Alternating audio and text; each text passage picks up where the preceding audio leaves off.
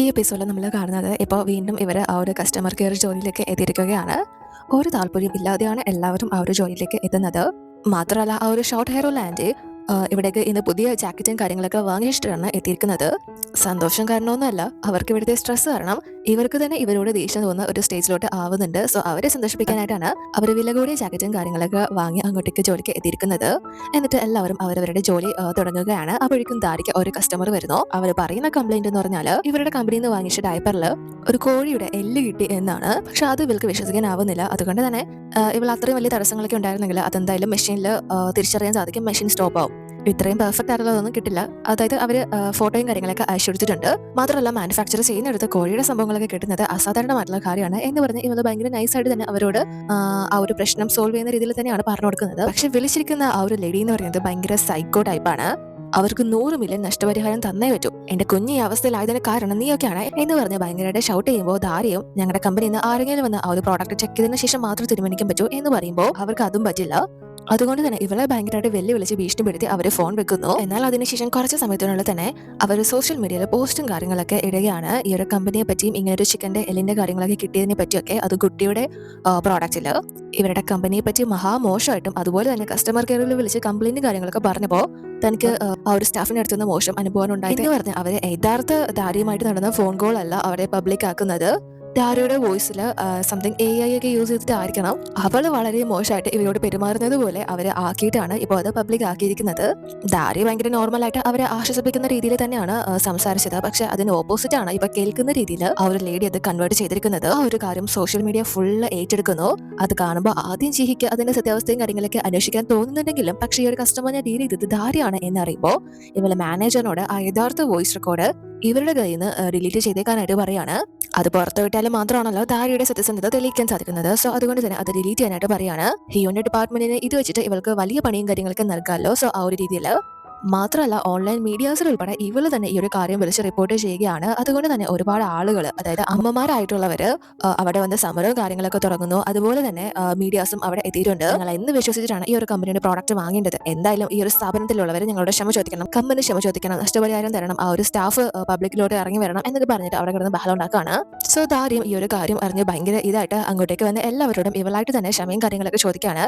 ഞാൻ വിചാരിച്ചത് ഇതുപോലെയൊന്നുമല്ല, ഞാൻ ഇങ്ങനെയൊന്നും അല്ല പറഞ്ഞത് എന്ന് പറഞ്ഞ് ഇവളുടെ ഭാഗം ക്ലിയർ ആക്കുമ്പോൾ ഇവളെ കേൾക്കാൻ ആരും തയ്യാറാവുന്നില്ല. ആ ഒരു ഫോൺ കോളിൽ സംസാരിച്ച സ്റ്റാഫ് ഇവളാണ് എന്നറിയുമ്പോൾ അവരുടെ കയ്യിലുണ്ടായിരുന്ന ഓരോ തിങ്സ് എടുത്ത് ഇവളെ എറിയാനും അപമാനിക്കാനും ഒക്കെ തുടങ്ങാണ്. ഇവളും എന്ത് ചെയ്യണമെന്ന് അറിയാതെ അവിടെ നിൽക്കുമ്പോൾ കറക്റ്റ് ആയിട്ട് ഇവളെ രക്ഷപ്പെടുത്താൻ അങ്ങോട്ടേക്ക് ഇവളുടെ മദേഴ്സ് ടീം തന്നെ എത്തുകയാണ്. ആ ആന്റി ആണെങ്കിൽ പുതിയ കോട്ടും കാര്യങ്ങളൊക്കെ ഊരി ഇവളെ അതിൽ നിന്ന് രക്ഷപ്പെടുത്തുന്നു.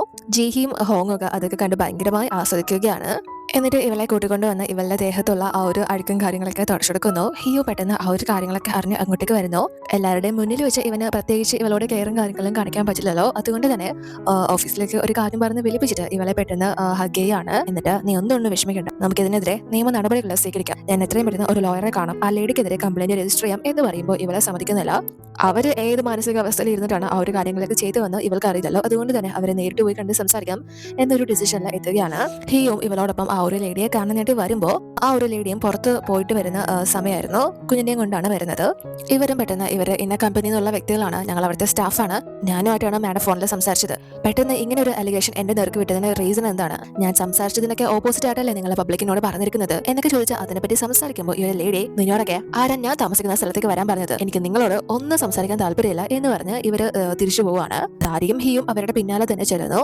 ഹിയും ഇവരോട് നിങ്ങൾ പറഞ്ഞ കാര്യങ്ങൾ കൊണ്ട് കമ്പനിയിൽ എന്തൊക്കെയാ പ്രശ്നങ്ങൾ നടക്കുന്നത് നിങ്ങൾക്ക് വല്ല ധാരണയുണ്ടോ എന്ന് ചോദിക്കുമ്പോൾ ഇവര് അത് ഞാൻ എന്തിനാ അറിയണം, എന്റെ പ്രശ്നങ്ങളെ പറ്റിയെങ്കിലും നിങ്ങളുടെ കമ്പനി മനസ്സിലാക്കിയിട്ടുണ്ടോ എന്ന് പറഞ്ഞ് ഭയങ്കരമായിട്ട് ഇവർക്ക് നേരെ ഷൗട്ട് ചെയ്യുകയാണ്. ആ ഒരു സമയത്ത് ഇവരുടെ കുട്ടിയും ആ ഒരു സൗണ്ടും കാര്യങ്ങളൊക്കെ കേട്ട് പേടിച്ച് നിലവിളിക്കുന്ന സമയത്ത് ആ ഒരു സ്റ്റാൻഡ് ഇറക്കപ്പുറത്താണ് ആ ഒരു ട്രോളി സ്റ്റാൻഡിട്ട് വെച്ചേക്കുന്നത്. പക്ഷെ ആ ഒരു ഇറക്കം ആയതുകൊണ്ട് തന്നെ ഈ കുട്ടി ചലിക്കുന്നത് കൊണ്ട് അതിന്റെ ബാലൻസ് പോയിട്ട് അത് താഴേക്ക് പോകാനായിട്ട് തുടങ്ങാണ്. ഈ ഒരു ലേഡി നിലവിളിച്ച് ആ കുട്ടിയുടെ പിറകെ ഓടുന്നു. അതുപോലെ തന്നെ ധാരിയും ഹിയും ഒക്കെ തന്നെ ആ ഒരു കുട്ടിയെ പിടിക്കാനായിട്ട് ഓടിക്കൊണ്ടിരിക്കുകയാണ്. പക്ഷെ ആ കൊച്ചിനെ അവർക്ക് പിടിക്കാനാവുന്നില്ല, അത് ഉരുണ്ട് പൊയ്ക്കൊണ്ടേയിരിക്കുകയാണ്. ആ ഒരു കുട്ടി മതിലിൽ ചെന്ന് ഇടിക്കേണ്ടതാണ്, പക്ഷെ ഇവളായിട്ട് തന്നെ അവിടെ വീണ് ആ ഒരു കുട്ടിയെ രക്ഷപ്പെടുത്തുകയാണ്.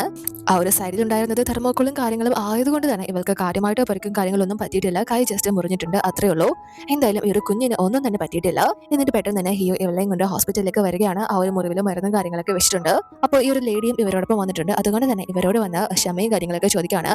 ഇവരെന്തായാലും വലിയൊരു കള്ളത്തരവും കാര്യങ്ങളൊക്കെ ആണല്ലോ ദാരിയോട് ചെയ്തത് എന്നിട്ട് പോലും അവരുടെ കുട്ടി ഇപ്പോൾ രക്ഷപ്പെടുത്തിയിരിക്കുന്നത് ദാരിയാണ്. അതുകൊണ്ട് തന്നെ ആ സമയത്ത് ഇവർ ഭയങ്കരമായിട്ട് ക്ഷമയും കാര്യങ്ങളൊക്കെ ഇവളോട് ചോദിക്കുകയാണ്.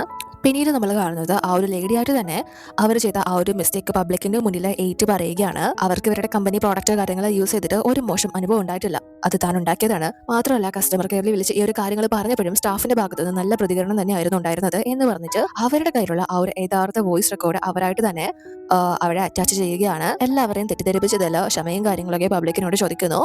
ഈ ഒരു സ്റ്റാഫിന്റെ ഭാഗത്ത് ഒരു തെറ്റുമില്ല എന്ന് പറഞ്ഞ് അവർ തന്നെ ക്ഷമ ചോദിക്കുകയാണ് എല്ലാവരോടും. അതോടുകൂടി ദാരിയുടെ പേരിൽ വന്ന ആ ഒരു അലിഗേഷനും കാര്യങ്ങളൊക്കെ മാറുകയാണ്. എല്ലാവർക്കും ഭയങ്കര സന്തോഷമാവുന്നു.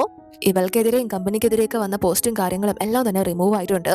എന്നാൽ അപ്പോഴേക്കും ഇവരുടെ അടുത്തേക്ക് ജീഹി വരികയാണ്. എന്നിട്ട് ദാരിയോട് എന്തായി, കൈ റെഡി ആയോ, വല്ല കുഴപ്പമുണ്ടോ എന്ന് ചോദിക്കുമ്പോൾ ഇവള ഇല്ല എനിക്ക് കുഴപ്പമൊന്നുമില്ല റെഡി ആയിക്കൊണ്ടിരിക്കുകയാണ് എന്ന് പറയുമ്പോൾ ജീഹിയുടെ കയ്യിൽ ഒരു ഫയലുണ്ട്.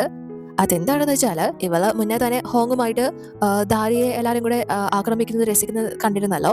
ആ ഒരു സമയത്ത് ഹോങ് ഇവളോട് ഒരു കാര്യം പറഞ്ഞിട്ടുണ്ടായിരുന്നു. അതായത് ഈ ഒരു ഫയല് ദാരി യഥാർത്ഥത്തിൽ അൺമാരീഡ് ആണല്ലോ, അവളുടെ ലീഗൽ റിപ്പോർട്ടിലൊക്കെ അത് അങ്ങനെ തന്നെ ആയിരിക്കും. ആ ഒരു കാര്യം ഹോങ് കണ്ടെത്തിയിരിക്കുകയാണ്. അവള് കല്യാണം കഴിക്കാതെയാണ് കല്യാണം കഴിച്ചു എന്ന പേരിൽ ഈ ഒരു ജോലിക്ക് കയറിയിരിക്കുന്നതെന്ന്. സോ ആ ഒരു കാര്യം അറിയുമ്പോൾ ജി ഭയങ്കരമായിട്ട് ഷോക്കായി പോവുകയാണ്. പക്ഷെ ഇവർക്ക് അതിപ്പോ നല്ലൊരു കാര്യം തന്നെ ആണല്ലോ ഹിയോന് പണിയെടുക്കാനായിട്ട്. അതുകൊണ്ട് തന്നെ ഇവൾ ആ ഒരു കാര്യങ്ങളൊന്നും ഇപ്പോ എല്ലാവരോടും തുറന്നു പറയുന്നില്ല. ദാരിയോട് നിനക്ക് നഷ്ടപ്പെട്ടു പോയ പേരും കാര്യങ്ങളൊക്കെ തിരിച്ചു പിടിക്കാനായിട്ട് ഒരു ഇന്റർവ്യൂ കാര്യങ്ങളും അറേഞ്ച് ചെയ്തിട്ടുണ്ട്. ഇവളോടും ഹസ്ബൻഡിനോടും കപ്പിളായിട്ട് അതിൽ പങ്കെടുക്കാനായിട്ട് മനഃപൂർവ്വം തന്നെ പറയാണ്.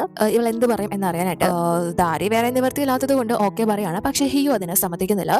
കാരണം ഓൾറെഡി തന്നെ ആ ഒരു ലേഡി എല്ലാ കാര്യങ്ങളും തുറന്നു പറഞ്ഞ് ക്ഷമ ചോദിച്ചു. ഇവളുടെ ഭാഗത്ത് തെറ്റൊന്നും ഇല്ല എന്ന് പറഞ്ഞതാണ്. അതുകൊണ്ട് തന്നെ ഇനിയിപ്പോ ഇവളായിട്ട് ഇവളുടെ പേര് ക്ലിയർ ചെയ്യേണ്ട ഒരു കാര്യമില്ല എന്ന് പറഞ്ഞ് ആ ഒരു ഇന്റർവ്യൂവിനെ സമ്മതിക്കുന്നില്ല. കാര്യം എനിക്ക് കുഴപ്പമൊന്നുമില്ല, ഞാൻ ഓക്കെയാണ്, ഇന്റർവ്യൂവിന്റെ ഒന്നും ആവശ്യമില്ല എന്ന് പറയുമ്പോൾ ചീഹിയും ഒന്നും പറയുന്നില്ല. ഓക്കെ പറഞ്ഞ് അവിടെ നിന്ന് പോകുന്നു. പക്ഷെ ഇവൾക്ക് മനസ്സിലാവുന്നുണ്ട് ഹിയോന് ദാരി സിംഗിൾ ആണ് എന്ന കാര്യം അറിയാമെന്ന്. ആ ഒരു കാര്യം ഹോങ്ങിനെ വിളിച്ച് അറിയിക്കുന്നുണ്ട്. അതിനുശേഷം എല്ലാവരും ഇപ്പോൾ ഫുഡും കാര്യങ്ങളും കഴിക്കാനായിട്ട് വരുമ്പോൾ എല്ലാവരും ഇവളെ വന്ന് ആ ഒരു കമ്പനിയിലുള്ള എല്ലാ സ്റ്റാഫും ഇവളെ വന്ന് കണ്ട് അഭിനന്ദിക്കുകയാണ്. എന്നിട്ട് സപ്പോർട്ടും കാര്യങ്ങളും ഒക്കെ തന്നെ നൽകുന്നു. ഇവളുടെ പേര് ക്ലിയർ ആയല്ലോ. സോ ആ ഒരു രീതിയിൽ ഇവളുടെ ടീമിലുള്ളവരും എല്ലാം തന്നെ ഇവളെ ഭയങ്കരമായിട്ട് പുകഴ്ത്താണ്. പക്ഷെ അതൊന്നും കേട്ടിട്ട് പോലും ദാരി അത്ര ഓക്കെ അല്ല. ഇവളുടെ ഭാഗത്ത് തെറ്റില്ല എന്ന് എല്ലാവരും മനസ്സിലാക്കിയിട്ട് പോലും ഇവൾ അത്ര ഓക്കെ അല്ല. അതിന് കാരണം എന്താണെന്ന് വെച്ചാൽ അന്ന് ആ ഒരു പ്രശ്നങ്ങൾ ഉണ്ടാക്കിയ ലേഡി ഇവരോട് ക്ഷമ ചോദിച്ചിരുന്നല്ലോ. എന്നിട്ട് അവർ ആ ഒരു പ്രശ്നം എന്തിനാണ് ഉണ്ടാക്കിയത് എന്ന കാര്യം ഇവരോട് തുറന്നു പറഞ്ഞിരുന്നു. റീസൺ എന്താണെന്ന് വെച്ചാൽ ഈ ഒരു മദേഴ്സ് ടീമിൽ ദാരി ചെയ്യുന്ന ആ ഒരു ജോലിയുടെ പോസ്റ്റും കാര്യങ്ങളൊക്കെ ഇട്ട സമയത്ത് ഇവരും ആ ഒരു ഇന്റർവ്യൂവിൽ പങ്കെടുക്കാനായിട്ട് കമ്പനിയിൽ എത്തിയിട്ടുണ്ടായിരുന്നു. നല്ല രീതിയിൽ തന്നെ പെർഫോം ചെയ്തു. പക്ഷെ ഇവർക്ക് ഇവരുടെ കമ്പനിയിൽ ജോലി കിട്ടിയില്ല. ഇവരൊരു സിംഗിൾ മോമാണ്. അതുകൊണ്ട് തന്നെ പ്രതീക്ഷിച്ച ജോലിയൊന്നും കിട്ടാത്തത് കൊണ്ട് ഈ ഒരു കമ്പനിക്ക് എതിരെ ഇവർക്ക് ഭയങ്കരമായിട്ട് ഒരു വിദ്വേഷവും കാര്യങ്ങളൊക്കെ ഉണ്ടായിരുന്നു. ഇതിന്റെ പേരിലാണ് ഈ ഒരു കമ്പനിക്കെതിരെ തെറ്റായിട്ടുള്ള കാര്യങ്ങൾ ആളുകളോട് പറഞ്ഞ് പണം തട്ടിയെടുക്കാനും മറ്റൊക്കെ ആയിട്ട് ശ്രമിച്ചത്. പൈസ തട്ടിയെടുക്കാൻ ഉദ്ദേശിച്ചതിന് കാരണം അവരും അവരുടെ കുട്ടിയും അത്രയും ജോലിയൊന്നും ഇല്ലാതെ സ്ട്രഗിൾ ചെയ്യുന്നത് കൊണ്ടാണ്. അത് കേൾക്കുമ്പോൾ ദാരിക്ക് ഭയങ്കരമായിട്ട് ഫീൽ ആവുകയാണ്. കാരണം അർഹതപ്പെട്ട ഒരാൾക്കാണ് ഇവള് കാരണം ജോലി കിട്ടാതെ പോയത്.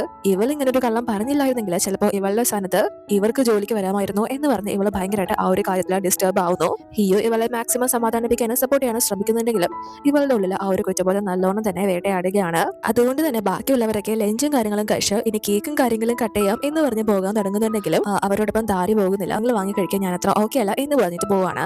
അവർക്കാർക്കും അവളുടെ യഥാർത്ഥ പ്രശ്നം മനസ്സിലാവുന്നില്ല. പക്ഷെ ഹിയോന് അത് നല്ലോണം തന്നെ മനസ്സിലാവുന്നുണ്ട്. ഇവനും അവളോടൊപ്പം പോകുന്നില്ല. അവളെ കുറച്ച് സമയം ഒറ്റയ്ക്കിരിക്കാൻ വേണ്ടിയിട്ടാണ് പോകുന്നത്.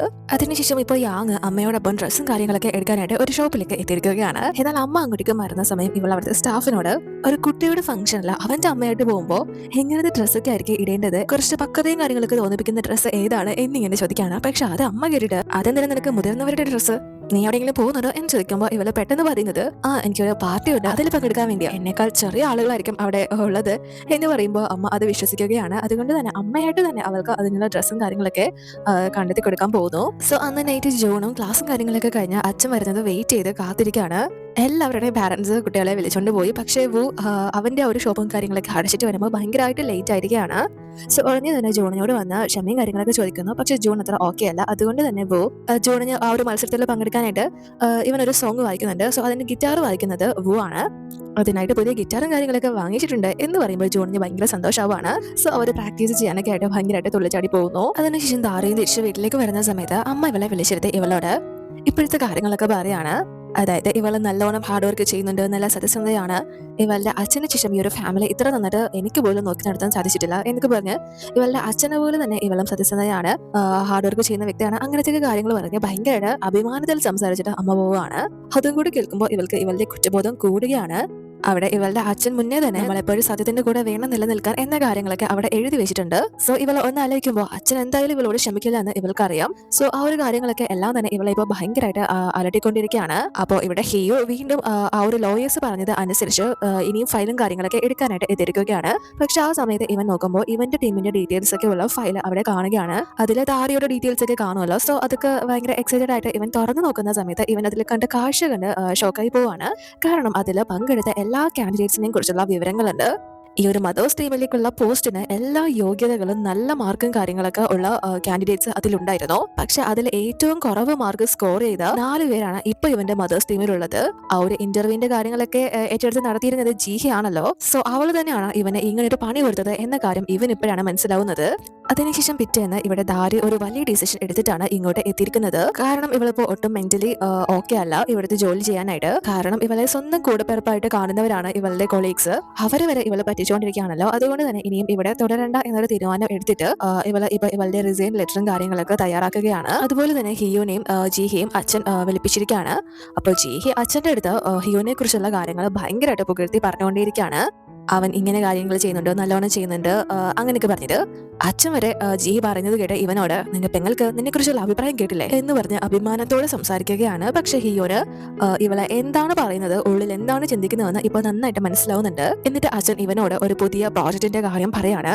ഇവൻ തന്നെ അത് ചെയ്യണം എന്ന് പറഞ്ഞ് ഇവനെ അത് ഏൽപ്പിക്കുന്നു. അപ്പോൾ ഹിയോ അച്ഛനോട് ഞാനത് ചെയ്യാൻ തയ്യാറാണ്, പക്ഷെ ഒരേ ഒരു കണ്ടീഷൻ, ആ ഒരു പ്രോജക്റ്റ് സക്സസ് ആയി കഴിഞ്ഞാൽ എന്തായാലും എന്റെ ടീമിലുള്ളവർക്ക് ഇവിടെ ഫുൾ ടൈം ആയിട്ട് ജോലി നൽകണം എന്ന് പറയാണ്. അവരെ ടെമ്പററി ആയിട്ടാണല്ലോ 6 മാസത്തേക്ക് ജോലി ചെയ്യുന്നത്, അവരെ പെർമനന്റ് ആക്കണം എന്ന കാര്യം പറയുമ്പോൾ അച്ഛൻ ആ പെണ്ണുങ്ങൾക്ക് ഇവിടെ ജോലി കൊടുക്കേണ്ട കാര്യമൊക്കെ ഉണ്ടോ, അത്രയ്ക്ക് താല്പര്യമാണെങ്കിൽ കൊടുത്തേക്കാം എന്ന് പറയാണ്. അവരെക്കാളും കുറച്ചും കൂടി കാലിബർ ഉള്ള ആളുകളെയൊക്കെ ഇനിയും ഇവർക്ക് ആ ഒരു ടീമിലോട്ട് എടുക്കാലോ. സോ ആ ഒരു രീതിയിലാണ് അച്ഛൻ പറഞ്ഞത്. പക്ഷെ ഹിയോ ഇങ്ങനെ ഒരു കാര്യം പറയുന്നത് കൊണ്ട് അയാൾ ഓക്കെ പറയുന്നു. അത് ജീഹിക്ക് അത്ര പിടിക്കുന്നില്ല. അതുകൊണ്ട് തന്നെ പുറത്തിറങ്ങിയിട്ട് ഇവനോട് ആ പ്രോജക്ട് കംപ്ലീറ്റ് ആകാൻ പറ്റുമെന്ന് നീ വിചാരിക്കുന്നുണ്ടോ എന്ന് ചോദിക്കുമ്പോൾ ഹിയോ തീർച്ചയായും, നീ എനിക്ക് അത്രയും നല്ലൊരു ടീമിനെ അല്ലേ മെമ്പേഴ്സ് ആയിട്ട് തന്നിട്ടുള്ളത്, അതുകൊണ്ട് ഞങ്ങൾ എന്തായാലും ഇതിൽ വിജയിക്കും എന്ന് പറഞ്ഞിട്ട് ഇവന്റെ ടീമിനോട് വന്ന് ആ ഒരു കാര്യങ്ങൾ പറയാണ്. ഇവർ പുതിയതായിട്ട് ചെയ്യാൻ പോകുന്ന ആ ഒരു പ്രോജക്റ്റ് എന്ന് പറയുന്നത് കുട്ടികൾക്ക് വേണ്ടിയിട്ടുള്ള പുതിയൊരു പ്രോഡക്റ്റ് നിർമ്മിക്കണം, അതാണ് ഇവർക്ക് ടാസ്ക് ആയിട്ട് കിട്ടിയിരിക്കുന്നത് എന്ന് പറയാണ്. പക്ഷേ അങ്ങനെ ഒരു പ്രോഡക്റ്റോ കാര്യങ്ങളോ ഡിസൈൻ ചെയ്തോ അല്ലെങ്കിൽ നിർമ്മിച്ചോ ഒന്നും തന്നെ ഇവർക്ക് ഒരു മുൻപരിചയം ഇല്ല. പക്ഷെ എല്ലാവർക്കും ഭയങ്കരമായിട്ട് ഒരു വിശ്വാസമുണ്ട്, കൂടെ ധാര ഉണ്ടെങ്കിൽ എല്ലാവർക്കും ആ ഒരു കാര്യം ചെയ്യാൻ പറ്റും എന്ന കാര്യത്തില്. പക്ഷെ ധാരയ്ക്ക് ആ ഒരു വിശ്വാസം ഇല്ല. കാരണം ഇവിടെ ഇവൾക്കിനെ തുടരാൻ ആവില്ലല്ലോ, അവൾ ആ ഒരു തീരുമാനം എടുത്തു കഴിഞ്ഞു. അതുകൊണ്ട് തന്നെ അത് എല്ലാവരോടും തുറന്നു പറഞ്ഞിട്ട് ഇവൾ വരുന്നു. പക്ഷെ ഹിയോ അത് സമ്മതിക്കാതെ ഇടയ്ക്കേറിട്ട് എല്ലാവരോടും എനിക്കൊരു ഗുഡ് ന്യൂസ് കൂടെ പറയുന്നുണ്ട് എന്ന് പറഞ്ഞിട്ട് ഈ ഒരു പ്രോജക്റ്റിൽ നമ്മൾ വിജയിച്ചു കഴിഞ്ഞാൽ നിങ്ങൾക്ക് എല്ലാവർക്കും ഇവിടുത്തെ സ്ഥിര ഉദ്യോഗസ്ഥരാവാം എന്നൊരു കാര്യം കൂടെ പറയുമ്പോൾ എല്ലാവർക്കും അത് കേട്ട് ഭയങ്കര സന്തോഷമാണ്. അതുകൊണ്ട് തന്നെ എല്ലാവരും ആ ധാരി ഉണ്ടെങ്കിൽ പിന്നെ നമ്മൾ എന്തുകൊണ്ട് ഈ പ്രോജക്റ്റ് വിജയിച്ചിരിക്കും എന്ന് പറഞ്ഞ് അങ്ങനെ ഒരു കാര്യമാണ് ഇവളെ കുറിച്ച് അവര് പറയുന്നത്. ഇവൾക്കപ്പോൾ ഒന്നും പറയാൻ പറ്റുന്നില്ല. പക്ഷെ അതിനുശേഷം ഇവൾ നേരെ വന്ന് ഹിയോന്റെ അടുത്ത് ഇവളുടെ ആ ഒരു രാജി സമർപ്പിക്കുകയാണ്. എനിക്കിനിയും ഇവിടെ തുടരാൻ സാധിക്കില്ല, സോറി എന്ന് പറയുമ്പോൾ ഇവനത് നേരത്തെ തന്നെ മനസ്സിലായതാണ്. അതുകൊണ്ട് തന്നെ ഇപ്പൊ ഇവളെ ആ ഒരു ഫയൽ എടുത്ത് കാണിക്കുന്നു. ഇന്നലെ ഇവൻ ആ ഒരു സ്റ്റോറിൽ നിന്ന് കിട്ടിയത്. എന്നിട്ട് നിനക്ക് മാത്രമല്ല ഇവിടെ ജോലി ചെയ്യാൻ അർഹതയില്ലാത്തത്, നീ ഇവിടെ നിന്ന് പോയി എന്നതുകൊണ്ട് മാത്രം അർഹതപ്പെട്ടവർക്ക് ഇവിടെ ജോലി കിട്ടണമെന്നില്ല എന്ന് പറഞ്ഞിട്ട് ഏറ്റവും സ്യൂട്ടബിൾ ആയിട്ടുള്ള ആളുകൾക്കല്ലല്ലോ ഇവിടെ ജോലി കിട്ടിയിരിക്കുന്നത്. ഇവിടെ വർക്ക് ചെയ്യുന്ന 4 പേരും ഇന്റർവ്യൂവിൽ ഫെയിൽ ആയിട്ടുള്ളവരാണ്. സോ ആ ഒരു കാര്യങ്ങളൊക്കെ കണ്ട് ഇവളെ ഷോക്കായി പോവാണ്. ഇവൻ നല്ലൊരു ടീമിനെ ഉണ്ടാക്കരുത് എന്ന് ആഗ്രഹിച്ചാണ് ജീഹി ആ ഒരു കാര്യം ചെയ്തത്. പക്ഷേ ഇവരെ പോലുള്ള കഴിവില്ലാത്ത ഒരു ടീം കാരണം ഇവന്റെ ടീം പരാജയപ്പെടും എന്നായിരുന്നു അവളെ വിചാരിച്ചിരുന്നത്. പക്ഷെ ബാക്കിയുള്ളവർക്ക് എല്ലാം തന്നെ നല്ലൊരു മോട്ടിവേഷനും കാര്യങ്ങളൊക്കെ കൊടുത്ത് ആ ഒരു കാര്യങ്ങൾ എല്ലാം തന്നെ ചെയ്യിപ്പിച്ചതിന്റെ പിന്നിൽ ധാരാണല്ലോ. അതുകൊണ്ട് തന്നെ ഹിയോ ഇവളോട് ആ ഒരു കാര്യം പറയാണ്. അതായത് ഇവളെ വിശ്വസിച്ചാണ് അവര് ഒരുപാട് പ്രതീക്ഷകളായിട്ട് ഇവിടെ നിൽക്കുന്നത്. ഇവളെ കൂടെ സഹായിച്ച ആ ഒരു പ്രോജക്റ്റ് കംപ്ലീറ്റ് ആക്കി കഴിഞ്ഞാൽ അവർക്കിവിടെ സ്ഥിരമായിട്ട് നിയമനം ലഭിക്കും. അത് കഴിഞ്ഞ് നിനക്ക് ഇവിടുന്ന് രാജിവെച്ച് പോവാം, ഞാൻ തടയില്ല. നീ ഇങ്ങോട്ട് എത്തിയത് ആരുടെയും സ്ഥാനം തട്ടിയെടുത്തല്ല, നിനക്ക് യോഗ്യമായിട്ടുള്ള പോസ്റ്റിലേക്ക് തന്നെയാണ് നീ എത്തിയത്. ഇനിയും നീ തന്നെയാണ് ഈ ടീമിനെ മുന്നോട്ട് കൊണ്ടുപോകേണ്ടത്, നിന്റെ കഴിവ് കൊണ്ട് മാത്രം. അവരെല്ലാം നീ ഫുൾ ടൈം എംപ്ലോയീസ് ആക്കണം എന്ന് പറഞ്ഞ ആ ഒരു കാര്യങ്ങളൊക്കെ പറയുമ്പോൾ ഇവൾക്കും ഭയങ്കരമായിട്ട് ഇമോഷണൽ ആവുകയാണ്. സോ ഹിയോ ഇവളെ ചേർത്ത് പിടിച്ച് ആശ്വസിപ്പിക്കുന്നു. പക്ഷേ അത് പുറത്തു നിന്ന് ഈ ഒരു ആന്റി കാണുകയാണ്. ഇവരത് കണ്ട് ഭയങ്കരമായിട്ട് ഷോക്കായി പോകുന്നു. ഇവർക്കത് വിശ്വസിക്കാനേ പറ്റുന്നില്ല. ഇത് സത്യമായിരിക്കില്ലേ എന്ന് വിചാരിച്ച് അവർ വീണ്ടും വീണ്ടും കണ്ണ് തിരുമിയിട്ട് അത് നോക്കാണ്. പക്ഷെ അത് ഉള്ളതാണല്ലോ. അതുകൊണ്ട് തന്നെ അവർ ഭയങ്കരമായിട്ട് ഷോക്കായി നേരെ വന്ന് ബാക്കിയുള്ളവരോടും ആ ഒരു കാര്യം അറിയിക്കുന്നു. അവർ തമ്മിൽ കെട്ടിപ്പിടിച്ച് നിൽക്കുന്നത് ഞാൻ കണ്ടു എന്ന്. ധാരയ്ക്ക് എങ്ങനെ ഇതൊക്കെ ചെയ്യാൻ സാധിക്കുന്നത് എന്ന് പറയുമ്പോൾ മിൻ അത് വിശ്വസിക്കുന്നില്ല. അങ്ങനെ ഒരു കാര്യം ഹിയോന്റെ ഭാഗത്ത് ഉണ്ടായി എന്നതിനെ പറ്റി. എന്നിട്ട് എല്ലാവരും അത്രയും സ്നേഹനിധിയായിട്ടുള്ള ഒരു ഭർത്താവിനെ കളഞ്ഞിട്ടാണല്ലോ ഇവളെ ഈ ഒരു കാര്യങ്ങളൊക്കെ ചെയ്യുന്നത് എന്ന് പറഞ്ഞ് സ്വാഭാവികമായിട്ടും അങ്ങനെ ഒരു മോശം കാര്യമാണല്ലോ ഒരു ഭാര്യ ഇങ്ങനെ ചെയ്തു കഴിഞ്ഞാൽ ആളുകൾ പറയുന്നത്. അങ്ങനെയുള്ള കാര്യങ്ങളോ ഇവരും പറയാനായിട്ട് തുടങ്ങാണ്. അവളോടുള്ള ആ ഒരു ഇംപ്രഷനും കാര്യങ്ങളൊക്കെ ഇവർക്ക് നഷ്ടപ്പെടുകയാണ്. അതുകൊണ്ട് തന്നെ ധാരി അങ്ങോട്ടേക്ക് വരുന്ന സമയത്ത് ഇവർ ഒന്നും അറിയാത്ത പോലെ മാറി നിൽക്കാണ്. ധാരിയും ഒന്നും അറിയാതെ അങ്ങോട്ടേക്ക് വന്ന് പുതിയ പ്രോജക്റ്റിനെ കുറിച്ച് ഹിയോ ഇങ്ങനെ പറഞ്ഞിട്ടുണ്ട്. അങ്ങനെ ഒരു സജഷൻ പറയുമ്പോൾ ഇവളോട് അത് നിന്റെ ഇഷ്ടം പോലെ ചെയ്താൽ മതി എന്നാണ് പറയുന്നത്. മാത്രമല്ല ഇവളെ പുറത്തു പോയി ഇന്ന് ഡിന്നറും കാര്യങ്ങളൊക്കെ കഴിക്കാനായിട്ട് ഇവരൊക്കെ വിളിക്കുന്നുണ്ടെങ്കിലും ഇവളുടെ ട്രീറ്റ് ആയിട്ട് വിളിക്കുന്നുണ്ടെങ്കിലും അവരാരും തന്നെ പോകുന്നില്ല. ഓരോ മുടന്ന് ന്യായങ്ങൾ പറഞ്ഞിട്ട് ഒഴിഞ്ഞു മാറി പോവുകയാണ്. ഇവൾക്കൊന്നും മനസ്സിലാവുന്നില്ല. അതിനുശേഷം നമ്മൾ കാണുന്നത് ഇപ്പൊ ജൂണിന്റെ സ്കൂളിൽ ഫംഗ്ഷനും കാര്യങ്ങളൊക്കെ നടക്കാണ്. അങ്ങോട്ടേക്ക് വു എത്തിയിട്ടില്ല, പക്ഷേ യാങ് എത്തിയിട്ടുണ്ട്. ജൂണും അച്ഛൻ വന്നോ എന്നൊക്കെ എത്തി നോക്കുന്ന സമയത്ത് അവിടെ യാങ്ങിനെ ഇവൻ കാണുന്നുണ്ട്. ഇവന് ഭയങ്കര സന്തോഷമാവുന്നുണ്ട്. പക്ഷെ വു ഇവിടെ സ്റ്റുഡിയോയിൽ കിടന്ന് പെടാപ്പാട് പെട്ടുകൊണ്ടിരിക്കുകയാണ്. ഒരു കുട്ടി ഫോട്ടോ എടുക്കാൻ വന്നിട്ട് കരച്ചിൽ കാരണം ഫോട്ടോസ് എടുക്കാൻ പറ്റുന്നില്ല. അവരോട്ട് പോകുന്നതുമില്ല. ഇവന്റെ സമയം പൊയ്ക്കൊണ്ടിരിക്കുകയാണ്. പക്ഷെ ഇവിടെ കറക്റ്റ് ആയിട്ട് അടുത്തത് പെർഫോം ചെയ്യാനായിട്ട് വിളിക്കുന്നത് ജോണിനെയാണ്. ഇവനും സ്റ്റേജിലേക്ക് വരുന്നു. പക്ഷെ ഇവന്റെ കൂടെ തന്നെ പെർഫോം ചെയ്യാൻ അച്ഛന്റെ പേര് കൊടുത്തിട്ടുണ്ട്. ആ ഒരു ടീച്ചറും അച്ഛനെ വിളിക്കാണ്. വുവിന്റെ അച്ഛൻ ഇങ്ങോട്ട് എത്തിയിട്ടില്ല എന്ന് ചോദിച്ചു. സോ വു സ്റ്റേജിലേക്ക് വരാത്തത് കൊണ്ട് തന്നെ അവൻ എത്തിയിട്ടില്ല എന്ന് മനസ്സിലാക്കി ടീച്ചർ ജോണിനോട് എങ്കിൽ പിന്നെ ജോൺ പെർഫോം ചെയ്യേണ്ട, ലാസ്റ്റ് ചെയ്യാം എന്ന് പറഞ്ഞ് ഇവനെ മാറ്റി നിർത്താൻ പോകുമ്പോൾ അവനത് ഭയങ്കര വിഷമാവുകയാണ്. ആ ഒരു കാര്യം യാങ്ങിന് മനസ്സിലാവുന്നു. അതുകൊണ്ട് തന്നെ പെട്ടെന്ന് അങ്ങോട്ടേക്ക് വന്ന് ഞാൻ ഇവന്റെ കൂടെ പെർഫോം ചെയ്യാം, എനിക്ക് ഗിറ്റാർ വായിക്കാൻ അറിയാം എന്ന് പറയുമ്പോൾ ടീച്ചർ ഇവളോട് അതിന് നിങ്ങളാരാ എന്ന് ചോദിക്കുമ്പോൾ ഇവള് പറഞ്ഞത് ഞാൻ ഇവന്റെ ബെസ്റ്റ് ഫ്രണ്ട് ആണ് എന്നാണ്. എന്നിട്ട് ഇവള് തന്നെയാണ് ആ ഒരു ഗിറ്റാർ വായിക്കുന്നത്. അതുപോലെ തന്നെ ജോൺ ഭയങ്കര ബ്യൂട്ടിഫുൾ ആയിട്ട് ആ ഒരു സോങ്ങും കാര്യങ്ങളൊക്കെ അതിനനുസരിച്ച് പാടുന്നു. ആ ഒരു പ്രോഗ്രാം ഏകദേശം പകുതിയാകുമ്പോഴാണ് വു അങ്ങോട്ടേക്ക് പെടച്ചടിച്ച് വരുന്നത്. പക്ഷെ ഓൾറെഡി തന്നെ യാങ് ഇവന്റെ സ്ഥാനത്ത് ഇവനേക്കാൾ മനോഹരമായിട്ട് ജോണിന് സപ്പോർട്ടും കാര്യങ്ങളൊക്കെ നൽകുന്നുണ്ട്. എല്ലാവർക്കും അവന്റെ ഒരു സോങ് ഭയങ്കരമായിട്ട് ഇഷ്ടപ്പെടാണ്. അതിനുശേഷം ജോണും പരിപാടിയൊക്കെ കഴിഞ്ഞ് അച്ഛനോട് വന്ന് എന്താ ലേറ്റ് ആയത്, ഇന്ന് ലേറ്റ് ആയല്ലോ എന്ന് ചോദിക്കുമ്പോൾ വു പെട്ടെന്ന് ഇവനോട് സോറി പറയാണ്. ഞാൻ ശരിക്കും ലേറ്റ് ആവണമെന്ന് വിചാരിച്ചതേ ഇല്ല, നിന്റെ പാട്ടൊക്കെ ഞാൻ കേട്ടു, സൂപ്പർ ആയിട്ടുണ്ടായിരുന്നു എന്ന് പറയുമ്പോൾ ഇവൻ പെട്ടെന്ന് യാങ്ങിനെ പോയി കെട്ടിപ്പിടിച്ചിട്ട് ഈ സുന്ദരി പെണ്ണിലായിരുന്നെങ്കിൽ ഞാൻ തീർച്ചയായും ഇന്ന് കുഴപ്പത്തിലായി പോയാൽ എന്ന് പറയുമ്പോൾ വുവും ഇവളോട് താങ്ക്സ് പറയാണ്.